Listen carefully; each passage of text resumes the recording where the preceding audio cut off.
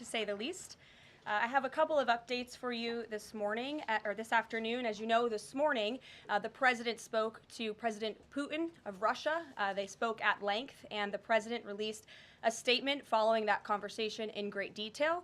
I can also confirm that the president just recently got off the phone with President Zelensky of Ukraine. His truth is as follows. I just spoke to President Zelensky of Ukraine. The conversation went very well. He, like President Putin, wants to make peace. We discussed a variety of topics having to do with the war, but mostly the meeting that is being set up on Friday in Munich, where Vice President J.D. Vance and Secretary of State Marco Rubio will lead the delegation. I am hopeful that the results of that meeting will be positive. It is time to stop this ridiculous war where there has been massive and totally unnecessary death and destruction. God bless the people of Russia and Ukraine. I myself just spoke to the president about these calls, and he told me to tell all of you they were very good calls, they were very positive, and the administration is wholeheartedly committed to a peace deal to end once and for all the Russia-Ukraine war. More on that later. I'm sure you'll have more questions to ask. This week, the president has continued to deliver on his promises to the American people.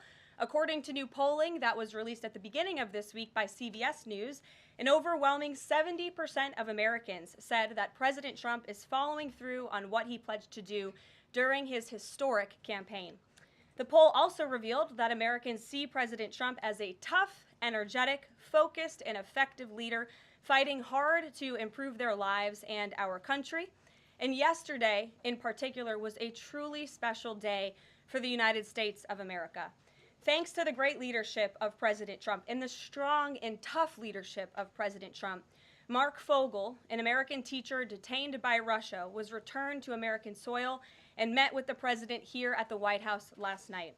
Special Envoy Steve Witkoff and the rest of President Trump's incredible national security team helped to negotiate the exchange that secured Mark Fogle's release.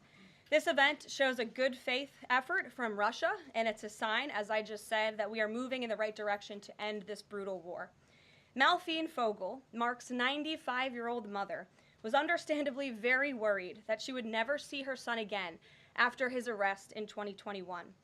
Mrs. Fogle was actually slated to join President Trump on stage at the July 13th Butler, Pennsylvania rally to speak out for Mark, and then the infamous assassination attempt against President Trump took place. But that day, before the rally, President Trump promised Mark's mother that when he returned to the White House, he would bring her son home. God saved President Trump's life on that day in Butler, Pennsylvania, and now Mark Fogle is back home safely with his family as a result. God is good. The president also continues to bring back common sense to our government. This week, he signed an EO to end the procurement and forced use of paper straws. Taxpayer dollars were wasted on these non-functional and massively unpopular products for no other reason than it made radical activists feel good about themselves. And on trade, President Trump continues to take bold action to protect America's critical steel and aluminum industries, much like he did in his first term. And the president signed proclamations to close existing loopholes and exemptions to restore a true 25% tariff on steel and elevate the tariff on aluminum to 25% as well.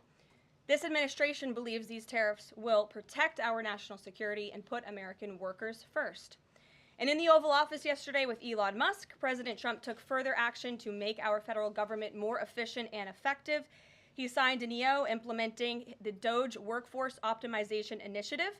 Now agency heads will coordinate and consult with DOGE to significantly shrink the size of the federal workforce and limit hiring to essential positions only. The unaccountable bureaucracy will finally be reined in. On another important matter this morning, Senate Republicans continued to confirm President Trump's exceptionally qualified nominees, most recently Director of National Intelligence Tulsi Gabbard, who will be joining us later at the White House for her swearing-in ceremony. It's imperative that the remainder of the president's cabinet nominees are confirmed as quickly as possible. On another important matter this week, illegal alien criminals continue to be arrested and sent home as part of the ongoing mass deportation effort of the Trump administration. Just this week, 2 planes with 190 Venezuelan illegal aliens arrived in the Venezuelan capital from Fort Bliss, Texas. Here are some of the criminal illegal aliens who were arrested in the country this past week. ICE Atlanta arrested a citizen of Nigeria who had been convicted of money laundering. ICE San Antonio arrested a citizen of Mexico who had been convicted of assault. ICE Denver arrested a citizen of Mexico who had been convicted of aggravated assault. And ICE Houston arrested a citizen of Mexico who had been convicted of aggravated assault. Now, before I take questions, I would like to address an extremely dishonest narrative that we've seen emerging over the past few days.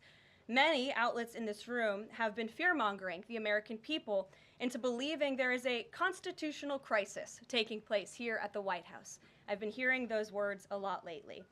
But in fact, the real constitutional crisis is taking place within our judicial branch, where district court judges in liberal districts across the country are abusing their power to unilaterally block President Trump's basic executive authority. We believe these judges are acting as judicial activists rather than honest arbiters of the law.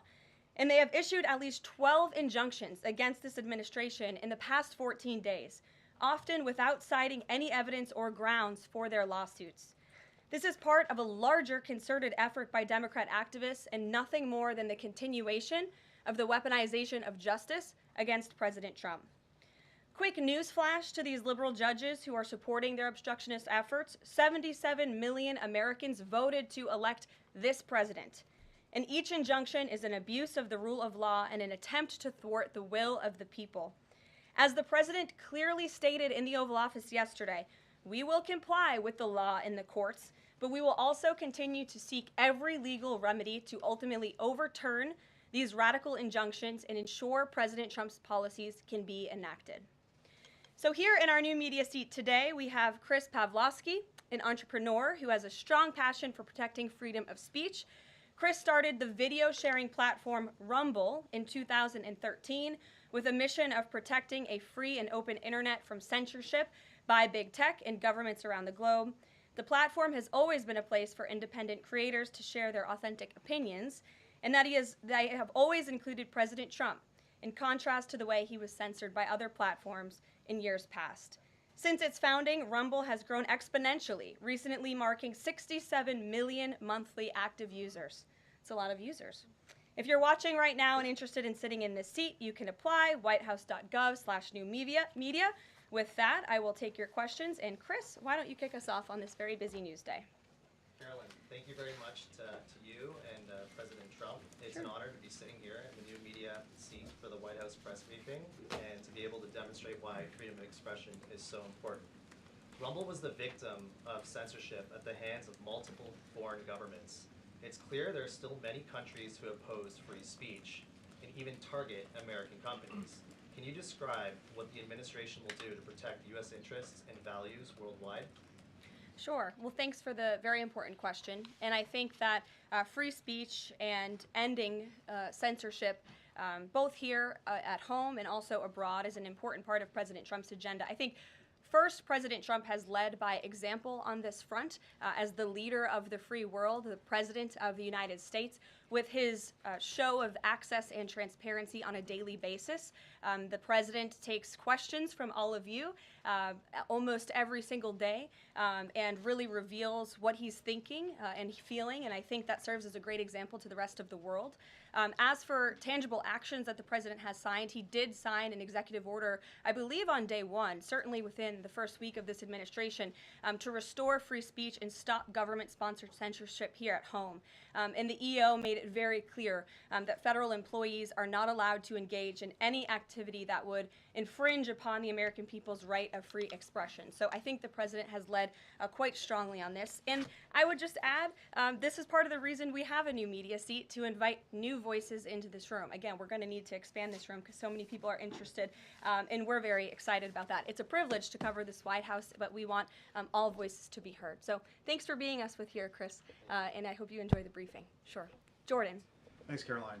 Data out this morning showed that consumer prices were up across a variety of goods, and just before that report, though, President Trump called for lower interest rates. The Fed said it's holding rates steady to try and tamp down further inflation. So how would lowering rates help keep inflation in check for the American people? Sure. Well, first of all, on the inflation point, we did receive those numbers, and they were worse than expected, which tells us that the Biden administration indeed left us with a mess to deal with. It's far worse than I think anybody anticipated, because unfortunately the previous administration was not transparent in where the economy truly was. We know people at this very podium told the American people that inflation was transitory and that it would go away. That was not the case. And now the last report of the Biden administration, as revealed today, shows that inflation is still about 4.5% higher over the past 3 months. This is an indictment on the Biden administration's mismanagement of the inflation crisis and their lack of transparency in addressing it. As for tackling inflation and interest rates, the president has made his position on this very clear. He wants interest rates to be lower, he wants inflation to be lower, and he believes that the whole of government economic approach that this administration is taking will result in lower inflation. I have said that from this podium many times. The president had record low interest rates and inflation rates in his first term. He believes that the economy can handle it and withstand it. And we're doing a lot to tackle the inflation effort on this front. It's a whole of government economic approach, and I've talked about what we're doing to tackle inflation quite a few times from this podium. What about the on reciprocal tariffs? That's going to come before Prime Minister Modi's visit tomorrow. I do believe it will come before the Prime Minister's visit tomorrow, and I will let the President discuss the details on the reciprocal tariff front. But this is something he believes strongly in, and it's very simple logic as to why the President wants to impose reciprocal tariffs. It's the golden rule, which we all learned when we were growing up in school. Treat others the way you want to be treated, and far too many nations around this world have been ripping off the United States of America for far too long, and that's why the President believes this will be a great policy that will benefit American workers and improve our national security. JJ. On DOGE and the fraud claims, Elon Musk in the Oval yesterday gave us some information on that. We're just wondering if there's some proof, evidence. Is the White House willing to share evidence of those fraud claims, or can Elon Musk come to the briefing room and share material evidence of what he's talking about? Sure, I would love for Elon Musk to come to the briefing room. That's why we had him go to the Oval Office yesterday, where I think he provided great answers. He was speaking in layman's terms, speaking common sense to all of you in the media, but also to Americans at home. But I would say especially to all of you in the media, because I think it's a real fallacy that there's this alleged lack of transparency when it comes to DOGE. President Trump and Elon Musk have been incredibly transparent on what DOGE is doing. There is an X account with the DOGE handle. They are tweeting out what they are doing on a daily basis. They have a website where they are posting the receipts of the contracts that they are reviewing and the payments that they have stopped from going out the door. The secretaries of our departments have stopped from going out the door. And I would also say that before it was Elon Musk making our government efficient and accountable, it was some unnamed bureaucrat that none of you knew. Elon Musk is the richest man in the world. He's also now one of the most highly scrutinized men in the world alongside President Trump because of what he's doing and the access that he is allowing. So there's great transparency. As for the actual receipts, we are happy to provide them, and I actually brought some today because all of you know I love to bring the receipts. We have contracts upon contracts that we can send and provide this information to you. Let me be very clear. We are not trying to hide anything. We have been incredibly transparent, and we will continue to be. These are screenshots of contracts that DOGE found across our government. This is a DEI contract, $36,000 for U.S. citizenship and immigration services. That is against the president's policies and his America First agenda. This is a $3.4 million contract, a Council for Inclusive Innovation at the U.S. Patent and Trademark Office, Department of Commerce, another DEI contract that DOGE identified. I can continue to go through these. Oh, I love this one, $57,000 for climate change in Sri Lanka. What is this doing to continue the interests of the American people? Absolutely nothing. These are the line items across the federal government that DOGE is identifying daily. They're moving very fast. There's a lot of paper that we can show you, but we're happy to do it. This administration has been more than transparent about what DOGE is doing. And here's one of their tweets that they posted about the mine. I believe this is in Pennsylvania, where the federal employee retirement system is being processed. Did anybody know this was even happening in our country before Elon Musk talked about it in the Oval Office yesterday? A lot of Americans didn't. So we are providing transparency and accessibility on a daily basis when it comes to DOGE. And I also have a DOGE daily report, if anybody would like it, on all of the things that they are identifying and finding. We're happy to provide this information to you. We're talking about it every single day. Are all those things you just mentioned fraud, or are they waste, or are they just contrary to the president's policies? I would argue that all of these things are fraudulent, they are wasteful, and they are an abuse of the American taxpayer's dollar. This is not what the government should be spending money on. It's contrary to the president's priorities and agenda. And again, we can continue to provide you the receipts for all of the fraud, waste, and abuse. And if anybody in here wants to argue that the federal government is not fraudulent in some capacity, be my guest, because I think the American people watching at home would beg to differ. Caroline? Mary. Hey, more on the judges. Does the White House believe the courts have the authority to issue these nationwide injunctions?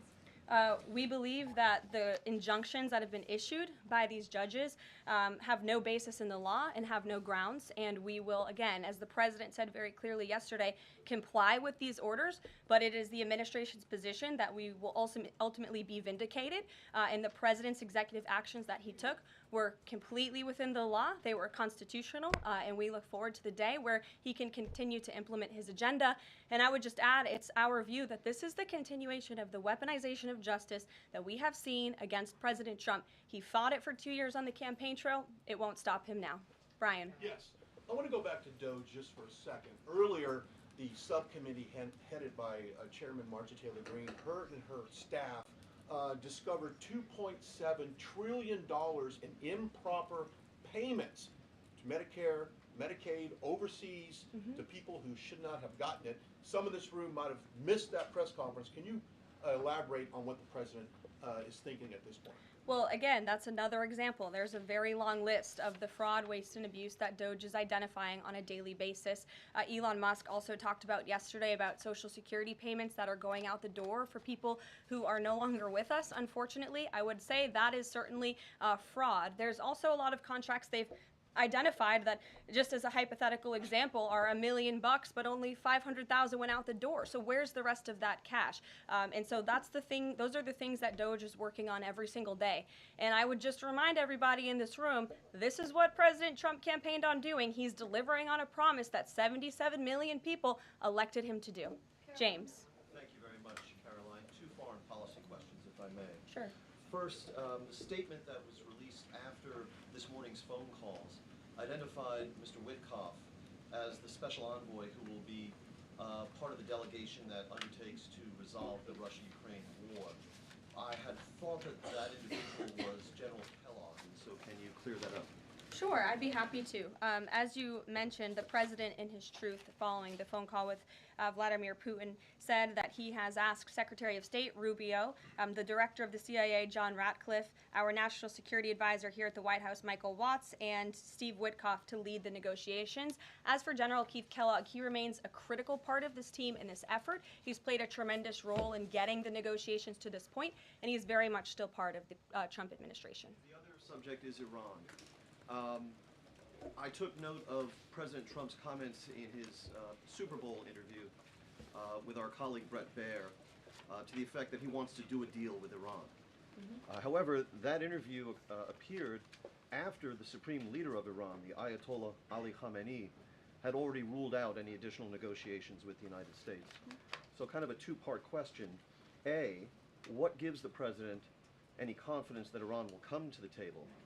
And B, more fundamentally, why is the president interested in doing a deal with Iran instead of doing everything he can, perhaps short of U.S. military intervention, to try and hasten the end of what many of his own supporters regard as an evil regime? Well, the president has made it very clear that he will never allow Iran to have nuclear capabilities. That is a red line that he has drawn, and he will not allow that to happen. But you asked why President Trump wants to make a deal.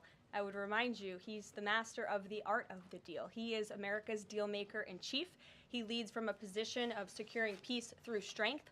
And I think time and time again already, in just 4 weeks, we have seen the president being able to negotiate successful deals with our partners, our adversaries all around this world.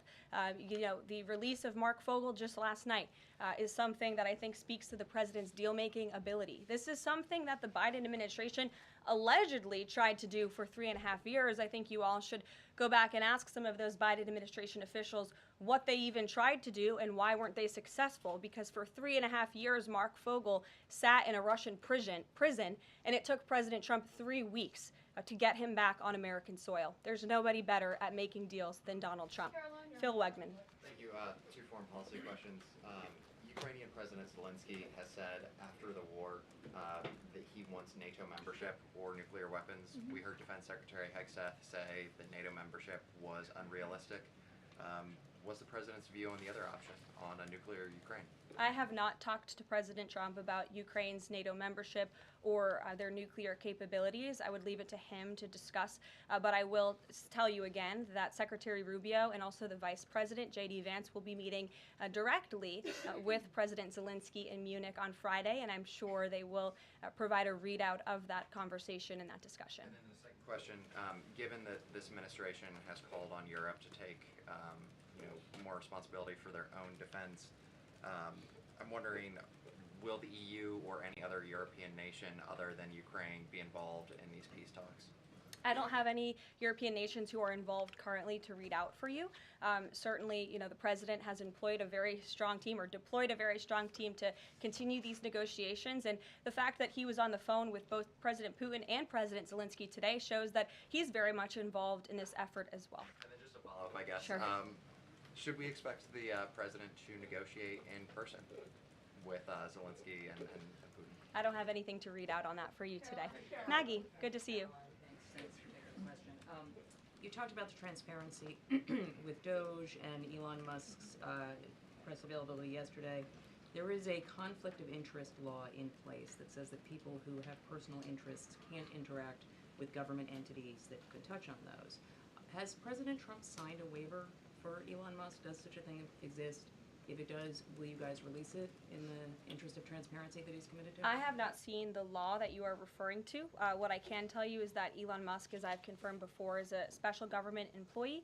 He is filing the proper financial disclosure, and he is complying with all applicable federal laws. As you also heard, Elon address this directly yesterday in the alleged conflict of interest, and he said everything he's doing is very public, and if you all perceive a conflict of interest, you're welcome to bring that up. And as the president said, if he feels like Elon is engaging in something that's a conflict of interest, he will tell Elon not to do that. And Elon also said yesterday that before he moves forward with anything, he consults with the President of the United States. So we're very confident with the ethics and the guardrails that have been put in place here. Caitlin. Thanks, Caroline. I have a few things for you, but on the commitment by President Trump, he said that he and President Putin agreed to visit each other's respective nations.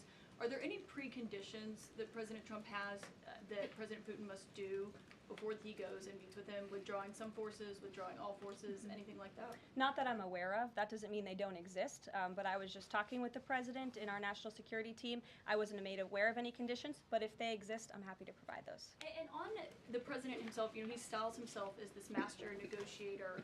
He is now deploying these negotiations, saying that they start immediately. We did hear from the Defense Secretary, Pete Hegseth, though, today saying that NATO membership is not realistic for Ukraine, and neither is returning to pre-2014 borders. Aren't they giving away bargaining chips before these negotiations have even started? Again, I haven't talked to the president about Ukraine's NATO membership, and he appointed several individuals to negotiate on his behalf. He's directly involved in these negotiations as well, and I'm sure if you ask him that question in the near future, when you're able to, he'll give you an answer. I just don't want to get ahead of him on it. And final thing for you, which White House official made the decision to bar the AP reporter from the Oval Office and the diplomatic reception room last night? Well, first of all, let me just set the record straight. It is a privilege to cover this White House. It's a privilege to be the White House press secretary. And nobody has the right to go into the Oval Office and ask the President of the United States questions. That's an invitation that is given. And there are hundreds of outlets on this campus, many of you in this room who don't have the privilege of being part of that pool every single day and getting to ask the President questions. We reserve the right to decide who gets to go into the Oval Office, and you all have credentials to be here, including the Associated Press, who is in this briefing room today. But isn't it retaliatory in nature is the argument, because there's a reason that the AP was barred, which they said was because they're not using the phrase Gulf of America, they're using Gulf of Mexico in line with their standards. And so the question here is this setting a precedent that this White House will retaliate against reporters who don't use the language that you guys believe reporters should use? And how does that align with the First Amendment commitment that you were just talking about? I was very upfront in my briefing on day one that if we feel that there are lies being pushed by outlets in this room, we are going to hold those lies accountable. And it is a fact that the body of water off the coast of Louisiana is called the Gulf of America. And I'm not sure why news outlets don't want to call it that, but that is what it is. The Secretary of Interior has made that the official designation in the Geographical Identification Name Server, and Apple has recognized that, Google has recognized that, pretty much every other outlet in this room has recognized that body of water as the Gulf of America, and it's very important to this administration that we get that right, not just for people here at home, but also for the rest of the world. Sure. Thank you, Karoline. The prisoner exchange with Russia coming at the same time as the president is now announcing negotiations to end the war in Ukraine. The timing of that is hard to ignore. Was Ukraine discussed as part of this prisoner swap? I was not involved in those discussions, so I can't comment on whether that came up or not. What I can say is that this was a very good deal for the United States of America and for the rest of the world. As you know, we have confirmed that the Russian who will be returning home very soon, Alexander Vinnik, was a non-violent crypto criminal, and as part of this exchange, he has forfeited more than $100 million that he obtained in that illegal crime. And in exchange, of course, we got Mark Fogle, who is a middle school teacher who kissed the American soil, but kissed the ground last night when he returned to the United States of America. It was a great deal and a great day for our country, and I think everybody, regardless of political affiliation, agrees with that. And was Russia made aware ahead of time of the parameters that the administration and Secretary Hegseth was going to be announcing today? The NATO perimeters? Yes. I'm not sure. You'd have to ask Secretary Hegseth in the Defense Department on that, since he announced them. Jackie. Thank you, Caroline. Just to be clear, so when we're listening for a shift in position on U.S. policy, should we only listen to the president and maybe not the Secretary of Defense? Because what he outlined today would represent a shift in U.S. policy. I'm not saying that. I'm just saying I speak for the President of the United States behind this podium, and I will let him discuss that. Can you tell us any more about the next hostage releases? I understand another American's coming out today. Sure. I'm glad you asked. It speaks to President Trump's deal-making ability, and we can confirm the safe release of one American and two individuals from Belarus, one of whom worked for Radio Liberty. Out of respect for the privacy of these individuals, their request, we have no further details to announce on their identities, but we can confirm that one American was released today, and it's a remarkable victory on the heels of Mark Fogle returning to America last night. Anything on who the U.S. might be releasing in exchange? I don't have details on that at this moment. I don't have details on that at this moment. I do know that these three individuals have been released and are on their way home to their respective countries. Karoline, thank you so much.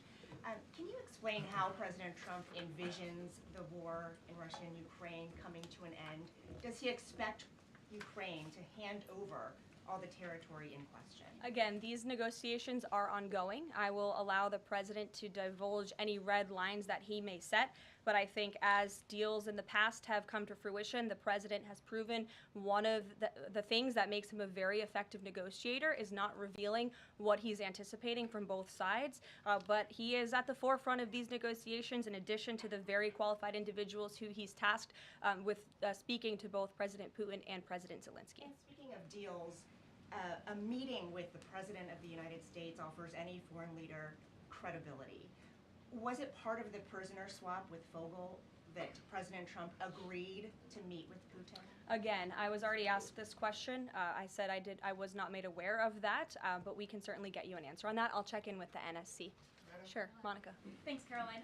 It's clear that this administration is dedicated to both truth and transparency. We know that with DOGE, but we also know that because this administration recently announced it's going to declassify the assassinations of Martin Luther King Jr., JFK, and RFK. I'm wondering, is it likely that we're going to see more information regarding the assassination attempts on the president's life while he was on the campaign trail? In regards to the assassination of the individuals you mentioned, President Trump signed that executive order directing the respective agencies to do it. I know that that process continues and is ongoing. He's committed to transparency in the declassification of these very important files that I think many Americans are not only interested in learning about, but also have the right to know about. As for the two heinous assassination attempts on the president's life, he's spoken to this publicly. I've spoken to him about it privately, and as he said publicly to all of you, he feels he has a right to know about further information about the individuals who tried to kill him, tried to take his life. And so, if and when we get that information, I'll leave it up to the president to decide whether or not he would like to reveal it. But I believe in the effort of transparency that we've seen consistently from this president, he certainly will. Daniel. Thanks, Caroline. I wanted to ask you about the $59 million that FEMA sent to New York City migrant hotels. Secretary Kristi Noem just put out a statement saying that she clawed back the full payment that FEMA activists unilaterally gave to NYC migrant hotels. She wrote, "Mark my words, there will not be a single penny spent that goes against the interest and safety of the American people." What does the response of the Trump administration send to any federal bureaucrats that are thinking about obstructing the president's agenda? They will be held accountable. The president is signing executive orders daily, and he expects all officials across the administration, regardless if they are a political appointee or if they are a career bureaucrat, to adhere to the will of the American people and the 77 million Americans who re-elected President Trump. He's here for a reason, and he is focused every day on implementing his administration's goals, and sending $59 million to a migrant hotel to house illegal immigrants when there are still people in North Carolina and California who have not received FEMA funding is not something that this administration is going to tolerate. Deanna. Thank you so much, Caroline. One on New York and one on Russia, please. On New York City Comptroller Brad Lander is accusing DOGE of clawing back $80 million that was intended for New York City FEMA funding. Wondering if you've heard about that figure, if that figure is accurate, and why that money was taken back. I have not heard about that figure. DOGE is moving very quickly, but I can get the receipts and gladly send them to you. I know that story is likely of great interest to the New York Post. And then one John. on Russia, please. Sure. Is President Trump waiting for a kind of signal or an action from Putin to go to Russia? And would he be willing to go to Ukraine in the future? I don't have any decisions to make on the president's potential visit to Russia or any in-person meeting at this time. John. Thanks a lot, Caroline. Two questions, one on foreign policy, one on domestic policy. Following up on the president's call that he had with President Putin, does the president view Russia, does he view President Putin as an ally, as a partner, as a competitor, or as an adversary? I believe this nation views Putin and Russia as a great competitor in the region, at times an adversary, but as the president has said as well, he enjoys having good diplomatic relationships with leaders around the world, finding that common ground, also calling them out when they are wrong, and leading from a position of peace through strength. That's the president's greatest strength, and we've seen that again, time and time again. And then, as you pointed out in your statement regarding the confirmation of Tulsi Gabbard, there was one Republican who voted against the nomination of Tulsi Gabbard. It was Senator Mitch McConnell. Similarly, how does the administration view Senator McConnell? Can he be a partner in the president's legislative agenda? Are you disappointed that he voted against not only Tulsi Gabbard, but also Pete Hegseth to be the defense secretary? I think we're greatly disappointed in any Republican who chooses willfully to vote against the president's exceptionally qualified cabinet nominees and picks to lead his America First administration. Not a single Democrat swayed from voting against President Biden's nominees, and we know how many of them turned out. They turned out to be atrocious at their jobs, leaving America much worse than they were when they took the oath of office. And so I've said it repeatedly from this podium. I addressed it at the beginning of my remarks. We expect all Republicans to vote, to stay tough and strong, vote for President Trump's nominees so we can get to work and continue to work very hard to implement this president's agenda. Sure. Thank you, Caroline. On South Korea is currently in a chaotic situation. How does the President Trump react to the current chaotic situation in South Korea? Secondly, if South Korea needs help from United States, what role do you think the U.S. will play? Sure. I haven't spoken to the president about the ongoing situation in South Korea. I would defer you to his previous statements. And I can also see if I can get you something new from the National Security Council, who I'm very confident the officials that are focused on South Korea are on this. I just haven't spoken to them about it, but I'm happy to provide that for you. Yes. Thank you, Caroline. Does Elon Musk have power of the presidency? Absolutely not. Right. That's I a asked that ridiculous question. I asked that question because, the Democrats have been hurling insults at Elon Musk, hurling attacks, calling him President Musk. Most recently, Jamie Raskin, the congressman, took it a step further, calling for Musk's impeachment, saying that he somehow usurped the power of the presidency. What's your response? It's utterly ridiculous. Elon Musk addressed this in the Oval Office yesterday. The president addressed it as well. Elon Musk is serving at the pleasure of the president, just like everybody else on this team. He takes directives directly from the president of the United States. And I think some of the comments that you referred to are nothing more than a failed attempt from the media and from Democrats to try to sow division in this White House. We saw them do it in the first term. We're not going to let them do it in the second term. This is a unified team who is working at the pleasure of the president to do what's right for the American people. I have one more quick housekeeping note before I leave you all today. The president wanted me to share with all of you that he had a wonderful meeting with King Abdullah of Jordan yesterday. They discussed many things, including the Gaza Strip and its future at great length. The king would much prefer that the Palestinians stay in place, with the additional land to be used for new development, which would greatly create jobs at levels never seen before. But the president feels it would be much better and more majestic if these Palestinians could be moved to safer areas. I would just add to that the president remains wholeheartedly committed to seeing peace in the Middle East, and our Arab partners in the region have been tasked with coming up with a peace plan to present to the president. That is ongoing. King Abdullah mentioned that yesterday. He also committed to accepting 2,000 sick children from the Gaza Strip, which the president called a beautiful gesture. So the administration continues to work with our Arab partners in the region. We stand closely with our ally Israel, and the president has presented this big, new, bold idea to secure peace in the Middle East, and he is not going to waver from that. And we look forward to seeing that goal of this administration achieved as well. Thank you very much, everybody, and we'll see you very soon. Have a great day.